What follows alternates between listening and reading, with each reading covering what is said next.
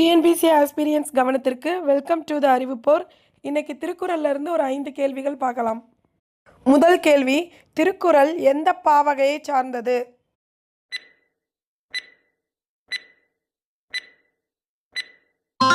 The correct answer is option C, குறள் வெண்பா.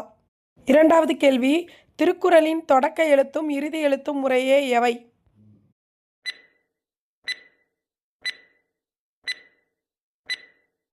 The correct answer is option B, a in.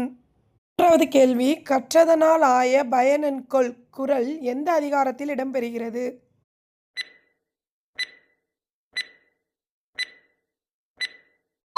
The correct answer is option C, கடவுள் வாழ்த்து. நாலாவது கேள்வி, மலர்மிசை ஏகினான் என்பது யாரை குறிக்கிறது?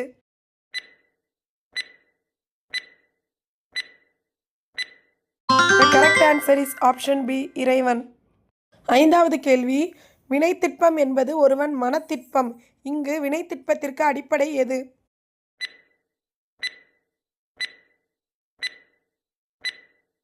The correct answer is option B, மன உறுதி.